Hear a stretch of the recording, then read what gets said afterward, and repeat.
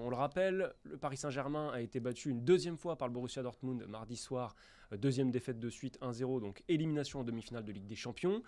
2 jours plus tard plutôt, l'OM qui est terrassé jeudi soir à Bergame contre l'Atalanta 3-0, ils n'y ont même pas cru. Glenn, je te pose la question, est-ce qu'on peut parler de fiasco sur ces deux demi-finales ? Sur les demi-finales, oui, pour moi c'est un fiasco parce que déjà, alors c'est compliqué évidemment, on sait Marseille il y a beaucoup de limites, mais ils ont été rattrapés de manière fracassante, j'allais dire, pendant cette demi-finale retour. Je vous rappelle juste que l'Atalanta a fait un match monstrueux, ils ont clairement dominé l'OM, mais sur le papier, ils sont que 5e de Serie A, ce qui fait que quand même, on pouvait se dire qu'il y avait quelque chose à jouer pour Marseille, même si évidemment la saison de Marseille était en demi-finale de la Ligue Europa, étant donné la saison de Marseille, c'était déjà un peu, j'allais dire, miraculeux, mais pas loin. L'autre, évidemment, c'est le PSG. Alors, on a mis malchance, parce qu'évidemment, ils ont trouvé les montants à plusieurs reprises mardi soir. Mais sur le fond, pour moi, c'est un fiasco. Ils jouent Dortmund. Ils ont eu un tirage au sort hyper clément depuis les huitièmes de finale entre la Real Sociedad, un Barça qui est quand même pas le grand Barça, et Dortmund qui est quand même, pareil, 5e de Bundesliga. Voir Paris ne pas être capable de marquer contre le Borussia Dortmund en demi-finale de Ligue des Champions, il a manqué énormément de choses aux Parisiens. Oui, c'est un fiasco pour moi, c'est un fiasco pour le football français parce que les deux clubs s'arrêtent en demi-finale encore une fois et on voit encore une fois les limites du football français, je trouve, sur ces demi-finales-là. Effectivement, alors je suis assez d'accord avec toi, c'est quand même important quand même de rappeler le contexte, d'où ils venaient ces clubs-là. Effectivement, l'OM, saison un petit peu chaotique, ils ont eu 3 coachs cette saison, ça galère énormément à l'extérieur, donc à la limite, les retrouver en demi-finale de Ligue Europa, je pense qu'ils signaient en début de saison. Oui, le PSG, pareil. Le PSG, quand Nasser Al-Khelaifi se présente en conférence de presse l'été dernier, accompagné de Luis Enrique pour le présenter, le discours il est clair, on n'est pas là pour viser ou en tout cas faire de la Ligue des Champions une obsession dès cette saison. Nouveau projet qui démarre, donc même chose, se retrouver en demi, je pense qu'ils auraient signé en début de saison. Mais sur la forme, sur ces 2 matchs-là, tu as commencé à le dire, c'est vrai que avoir l'impression qu'il y avait 3 classes d'écart entre l'Atalanta et l'OM, c'est quand même gênant quand tu rappelles que l'Atalanta est 5e de Serie A, d'autant plus qu'il y avait match à l'aller. On a même vu un OM qui a dominé. On pouvait ressortir de ce match aller avec des espoirs pour l'OM. Ils ont été complètement balayés au retour où vraiment on a vu des petits garçons à Bergame, des petits garçons. Quand on voit Jonathan Klaus qui au bout d'une demi-heure de jeu est complètement cramé, revient en marchant et donc ce repli insuffisant coûte en partie le premier but à l'OM. C'est quand même alarmant. On rappelle que les deux clubs français ont été exemptés de Ligue 1, qu'ils étaient censés être frais, et qu'au bout d'une demi-heure, il n'y a plus aucun Marseillais qui a rien dans les chaussettes contre l'Atalanta. Donc ça pose quand même question. Et puis le PSG, effectivement, je me suis amusé à regarder. Il y a un seul club en Bundesliga qui n'a pas pris de but à l'aller comme au retour, qui n'a pas marqué à l'aller comme au retour contre Dortmund, c'est Cologne. Je crois qu'ils sont avant-derniers de Bundesliga. Je crois que ça en dit assez long sur ce que ça représente pour Paris de ne pas être capable de mettre un but sur l'aller et le retour contre le Borussia Dortmund. Et Kylian Mbappé, il l'a très bien dit lui-même, les poteaux c'est une chose, mais en fait quand on domine et quand on mérite de marquer, il n'y a pas les poteaux qui sont là pour vous empêcher de le faire. Donc effectivement, ça fait tâche et en fait on a des demi-finales qui nous ramène violemment à la réalité de ce qu'est le football français.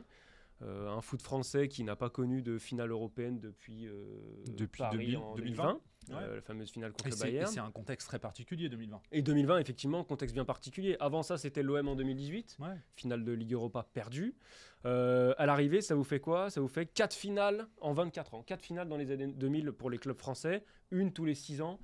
Je crois qu'en termes de moyenne, c'est juste catastrophique. Ce qui pose question, parce qu'en gros, clairement, ces demi-finales ont rappelé les limites du football français, des clubs français en Europe notamment. Alors bien sûr, il y a une question de moyens, parce qu'on le sait, entre les droits TV, etc., à part le PSG qui est dans une dimension à part, évidemment, les clubs français n'ont pas forcément les mêmes moyens que certains grands pensionnaires des autres championnats européens. Mais sur le fond, pour moi, ce qui interroge, c'est notamment la culture de la gagne du football français. C'est-à-dire qu'il y a là, Paris et Marseille, il n'y a pas eu ce dépassement de fonction, j'allais dire, il n'y a pas eu ce dépassement d'envie, cette envie de se surpasser pour aller chercher cette petite cerise avec une finale européenne. Et c'est ça, moi, qui me déçoit. C'est qu'en gros, que ce soit Paris au retour, au Parc des Princes, en plus, dans un Parc des Princes en ébullition, qui était là pour pousser, j'ai pas eu l'impression que Paris se soit surpassé à ce moment-là dans l'envie. Ils ont joué quoi? Ils ont joué une mi-temps sur les 4 au final, Paris. Ouais, t'es gentil, ouais. Ouais, en plus, même l'ultra-domination très sympa. parisienne sur l'aller-retour, elle se résume à 10-15 minutes. Ouais, c'est ça. Et en gros, que ce soit Paris et Marseille, ils n'ont pas pris la mesure de l'événement, j'allais dire, de jouer une demi-finale européenne, de montrer peut-être d'aller chercher ce surplus qui permet d'aller justement un peu plus loin en Europe. Et c'est sur le long terme maintenant qu'on peut faire ce constat-là. Et c'est ce qui me déçoit parce que voilà, je pense qu'il y avait des coups à jouer. Parce que même si l'Atalanta est une belle équipe, c'est quand même l'Atalanta et Dortmund en face. C'est une très belle équipe, mais c'est une équipe qui, rappelons-le, va disputer la première finale européenne de son histoire. C'est pas une équipe qui a une forte culture, une forte habitude des hauteurs européennes. Donc et pourtant, eux, ils ont eu cette attitude-là. Ils ont eu cette attitude d'équipe qui va chercher une finale. Et tu parlais de moyens tout à l'heure. Bien sûr qu'il y a un gap énorme entre l'Angleterre et la France, par exemple. Mais là, Dortmund... alors il faudrait vérifier les budgets. Je ne sais pas quel est l'écart de budget entre Dortmund et l'OM par exemple, même si c'est pas ces deux équipes là qu'il faut comparer.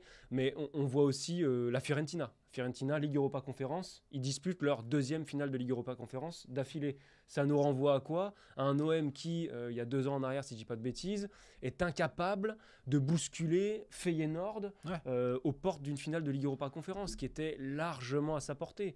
Donc, c'est problématique, c'est même un peu usant à la longue. Et là, si on parlait de Ligue Europa Conférence, on peut élargir encore un peu plus. Lille, qui a regardé Aston Villa droit dans les yeux, c'était super intéressant. Belle double confrontation, mais à l'arrivée, qui a le vice, qui a le petit truc en plus qui fait que tu te qualifies à l'arrivée pour le dernier carré, et c'est Aston Villa, c'est pas Lille. Donc...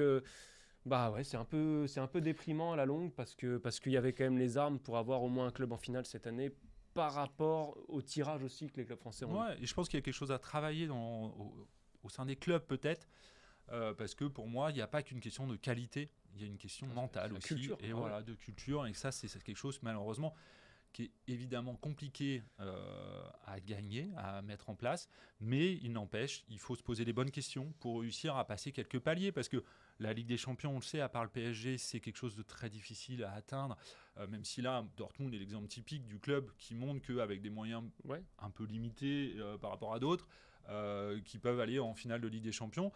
Les clubs français feraient bien de temps en temps de s'inspirer. Même l'Inter la saison dernière. L'Inter, sur les dernières années, c'est pas un club qui dépense des centaines de millions d'euros. C'est un club qui a bien travaillé sur la durée. Bien construit. Donc effectivement, on a des exemples sur lesquels s'appuyer. C'est pas comme si c'était toujours les mêmes qui arrivaient en finale. On a quelques surprises ces dernières années, que ce soit en Ligue des Champions et dans les autres compétitions. Au club français de s'en inspirer.